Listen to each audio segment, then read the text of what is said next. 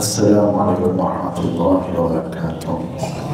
أعوذ بالله من الشيطان الرجيم. بسم الله الرحمن الرحيم. وبه نستعين إنه خير الناصر المعين. وصلى الله على سيدنا ومولانا أبي القاسم سيدنا محمد. اللهم صل على محمد اپنی عبادات کی قبولیت کے لیے آواز بلند کر صلوات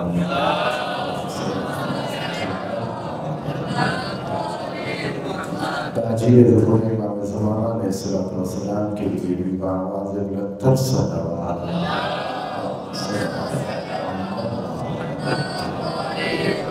اپنے مرحومین کی بلندی درجات کے لیے بھی آواز بلند کر صلوات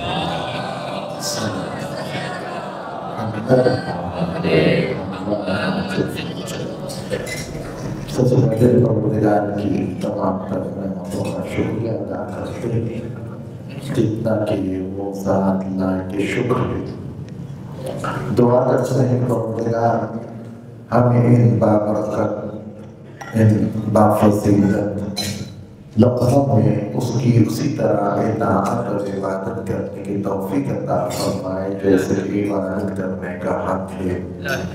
اللہ تعالیٰ ہمارے قیام کو، ہمارے سیام کو، ہمارے سجدوں کو قبول فرمائے اور ہماری اس ٹوٹی پھوٹی عبادت کو اپنے دربار میں قبول و مقبول فرمائے۔ یقیناً یہ لمحات بڑے قیمتی ہیں اور نہ جانے بدل پھر ہم نصیب ہوتے ہیں کہ نہیں ہوتے۔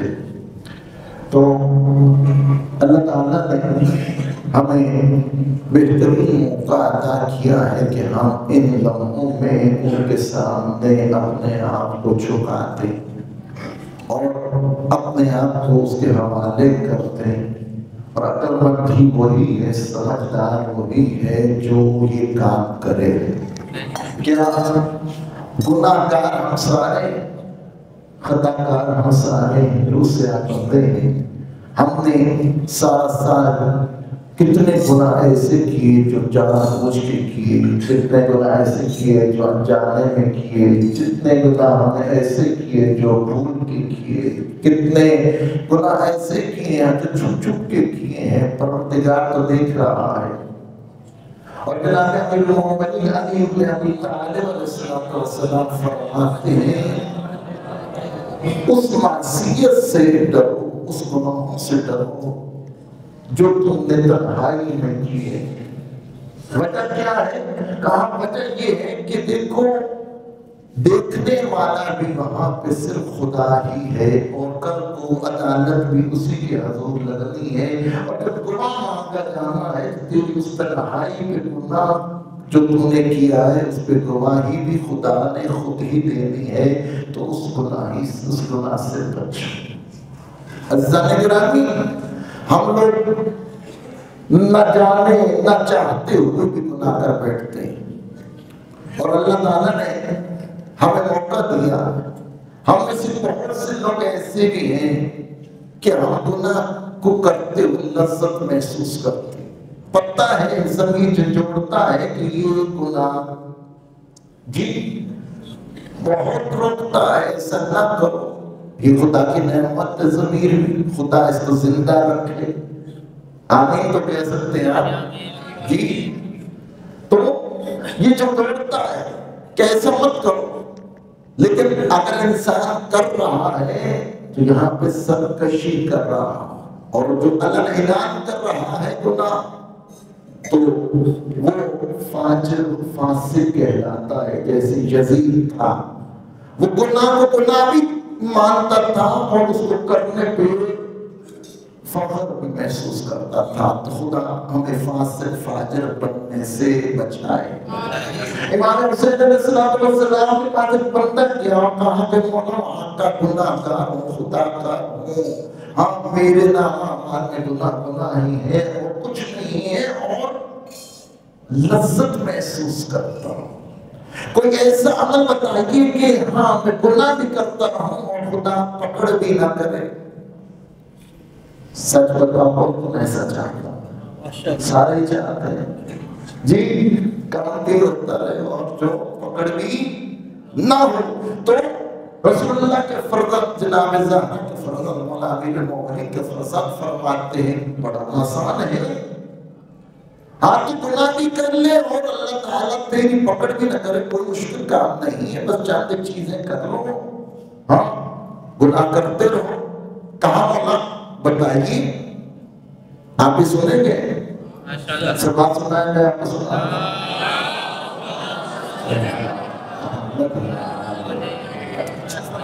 کہا دیکھو اگر گناہ کرنا چاہتے ہو، خدا کی پکڑ سے بھی بچنا چاہتے ہو تو اللہ تعالیٰ کی حکومت سے نکل جاؤ۔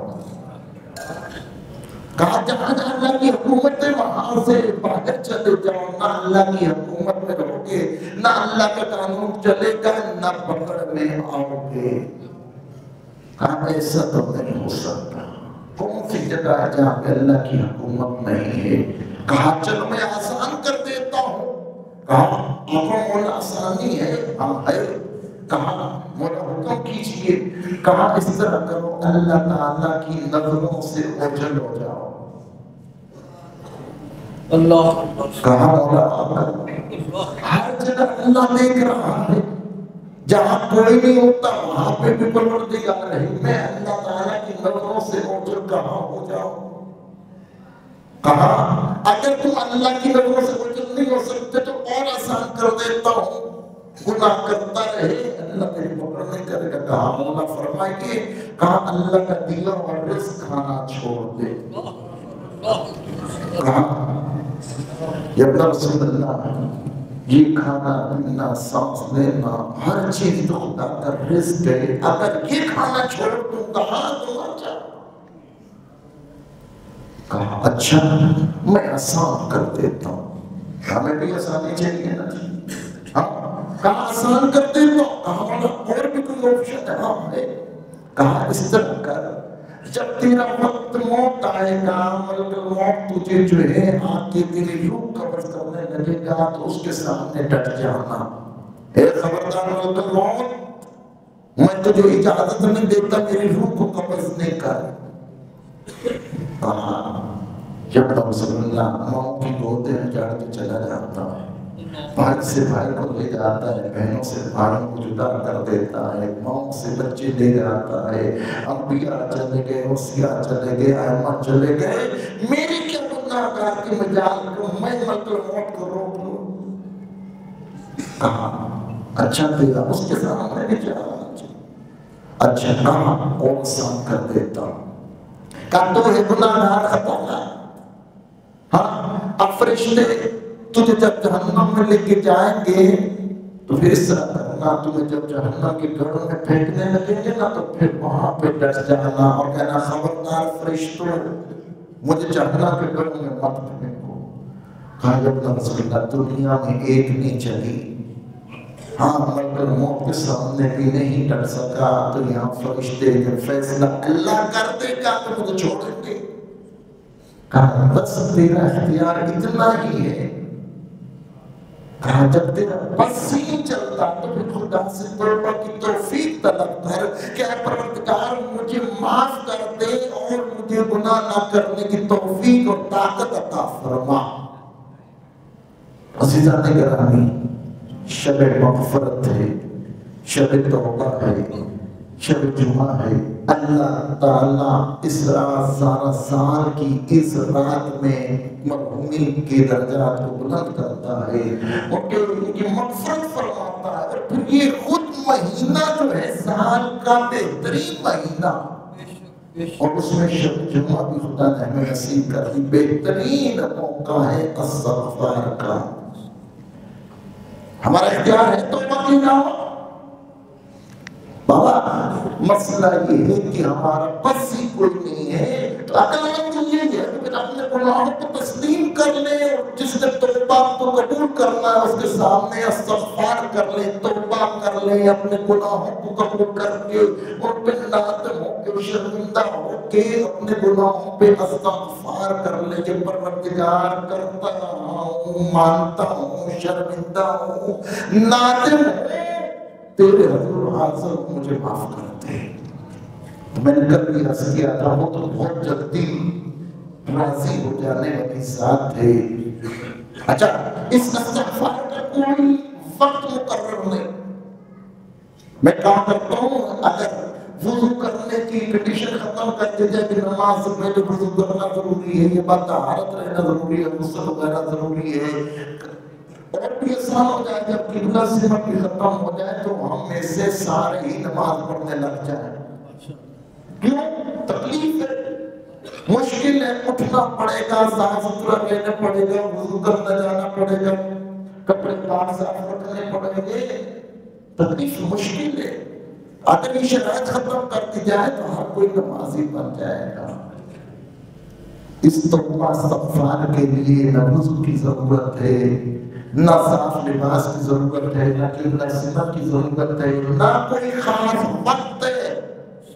امام سجاد علیہ السلام فرماتے ہوئے دکھائی دیتے ہیں پروردگار تو میرا کتنا کریم رب ہے، جب خانہ کعبہ کے غلاف کو پکڑ کے رو کے مولا کہتے ہیں مولا تو اتنا پیارا ہمارا رب ہے، ہم کے تمام تر دنیا کے بادشاہوں نے شہنشاہوں نے اب رات ڈھلتے ہی اپنے دروازوں پہ اپنے نگہبان بٹھا دیے، کسی کو اجازت نہیں ہے، تو واحد خالق و مالک ہے، تو ایسا رب ہمارا ہے کہ تیرا دروازہ ہر وقت کھلا ہے، جب بھی سائل آ جائے تو اس کی سنتا ہے، اس کو ادا کرتا ہے۔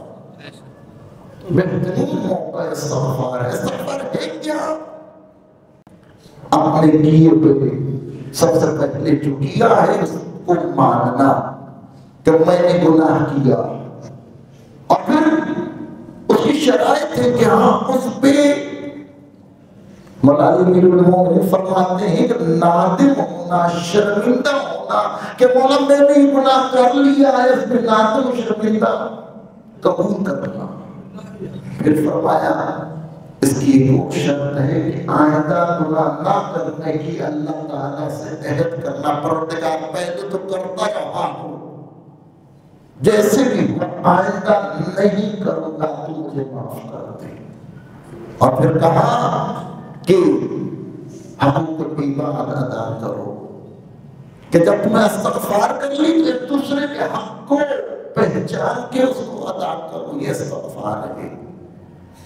اور پھر کہا کہ اپنے گناہوں پہ توبہ کرو۔ عزیزان گرامی، یہ بہترین موقع استغفار ہے۔ پھر نصیب ہوتا ہے کہ نہیں ہوتا؟ آج رات خاص کر ہمارے مرحومین، آج کی افطاری بھی ہمارے معزز ملک اقبال سے مرحوم صاحب کی بلند درجات کی طرف سے، ان کی اولاد کی طرف سے کی گئی ہے، پروردگار ان کے بچوں کو تو عمر عطا فرمائے، ان کے گھر میں برکت عطا فرمائے، پریشانی دور فرمائے۔ مرحومین ہماری طرف متوجہ ہیں کہ کون ہمارے لیے کیا کرتا۔ عزیزان گرامی، وہ جب سے اس دنیا سے گئے ہیں اپنے ہاتھ سے تو کوئی عمل انجام نہیں دیتے۔ آئمہ فرماتے ہیں آج رات مرحومین اپنے گھروں کو واپس لوٹتے، ان کی روحیں اپنے کو دیکھتی ہیں کہ ہاں یہ میرے لیے کیا کار خیر سر انجام دیتے ہیں، اور اگر آپ نے کوئی ایک نیک کام کر کے ان کو ہدیہ کر دیا تو وہ خوش خوش واپس چلے جاتے ہیں اور خوش ہوتے ہیں۔ جناب رسول اللہ فرماتے ہیں تمہارے مرحومین ایسے ہی خوش ہوتے ہیں جیسے تم زندگی میں ہمیں تحفہ دیا کرتے تھے۔ تو یہ وقت ہے کہ ان کو بھی کچھ نہ کچھ بھیجو۔ عزیزان گرامی، یہ دنیا آپ نے بہت اچھے سے دیکھ لی ہوگی، اور اس کا ایک سسٹم ہے، اور ٹٹ فور ٹیٹ، جیسا کرو گے ویسا بھرو گے۔ آج دوسروں کے لیے، اپنے مرحومین کے لیے کار خیر کرو گے تو کل اپنے لیے کوئی آپ کے لیے بھی کرنے کا آپ کو تھوڑا بہت آسر سہارا ملتا ہے۔ اور اپنے بچوں کو بھی ان چیزوں کی تعلیم دے۔ ہاں، اپنے دسترخوان پہ کچھ بٹی صاحب کچھ زیادہ کرنے کی ضرورت نہیں ہے۔ پریشان بیٹھے، اس وجہ سے میں نے بات زیادہ آگے بڑھا رہا ہوں کہ کچھ بھی زیادہ نہیں کرنا، جو دسترخوان پہ آپ کے پڑا اسی کے اوپر صبح الحمد پڑھ کے کل پڑھ کے ہم اپنے مرحومین کو یہ میں نے تمہاری طرف سے میں نے ہدیہ یا صدقہ کر کے خود ہی کھا جاؤ، خراب نہیں ہوتا، ذکر خدا ہو جائے تو برکت پڑ جاتی۔ اگر گڑبڑ ہوتا تو کتنے مولوی صاحب پوچھ کر چکے ہوتے جو گانے صاحب۔ ہاں تو عزیزان گرامی کچھ نہیں کر سکتے، صدقہ نہیں دے سکتے، ایک درود پڑھ کے ہدیہ کر دو، یا اللہ کہہ کے کہو اس کا ثواب ادھر دے دیا۔ عزیزان گرامی کچھ نہ کچھ تو کر ہی سکتے۔ خدا ہم سب کو نیکی کی توفیق دے، اپنے مرحومین کے لیے کار خیر کرنے کی توفیق دے۔ خدا نے جو ہمیں موقع دیا ہے توبہ کا، پروردگار ہمیں توبہ کرنے کی توفیق دے۔ ہم اپنے گناہوں کو قبول کرتے ہیں، نادم ہیں، شرمندہ ہیں، پروردگار تیرے حضور اپنے آپ کو مجرم بنا کے پیش کرتے ہیں۔ پروردگار ہمارے کبیرہ صغیرہ گناہوں کو معاف فرما، ہمارے والدین کی کبیرہ صغیرہ گناہوں کو معاف فرما۔ اے پروردگار ہمیں گناہ نہ کرنے کی توفیق عطا فرما، طاقت دے کہ ہم شیطان کے شر اور وسوسوں سے بچ سکیں۔ اے پروردگار ہماری اولاد کو طول عمر عطا فرما۔ اے پروردگار ہمیں شر شیاطین، حاسدین، جن و انس سے محفوظ فرما۔ اے پروردگار جو حاضرین میں بیمار ہیں انہیں صحت کاملہ عاجلہ عطا فرما، جو تندرستی سے نجات عطا فرما، جو بے روزگار ہیں روزگار حلال طیب و طاہر عطا فرما۔